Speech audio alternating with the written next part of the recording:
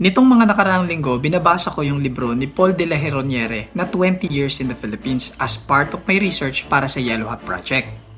Kung hindi nyo pa kilala si Heroniere, siya po ay isang doktor at French traveler na dumating sa Pilipinas noong taong 1820. For 20 years na nirahan siya dito at itinatag niya yung Hacienda de Hala-Hala sa Morong na mas kilala na ngayon bilang lalawigan ng Rizal. Balik tayo sa libro niyang 20 Years in the Philippines. Pagdating ko sa page 201, natigilan ako dahil sa illustration na to. May punong malaki, tapos nakasulat sa ilalim, Hunting Party in Hala-Hala. Sabi ko parang pamilyar. It reminds me of a Facebook post tungkol sa isang bakanting lote na pinaparentahan doon sa may bayan mismo ng Hala-Hala. Kung saan makikita mo sa isa sa mga pictures itong matandang puno na to. Disclaimer lang, hindi ko pa po alam kung anong puno ito. Hindi po tayo expert pagdating dyan. Hindi ko pa rin alam kung ano yung context nitong illustration na to. Tsaka possible naman na magkahawig lang sila accidentally.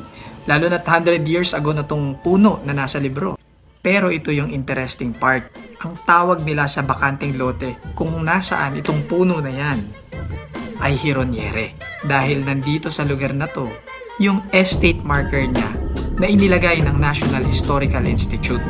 Kung interesado rin kayong malaman kung ito bang puno na to na nasa larawan at yung nasa illustration na nasa libro ay iisa, i-follow niyo po ako para mabigyan ko kayo ng update at share niyo po itong video na to. Let's explore Hala-Hala!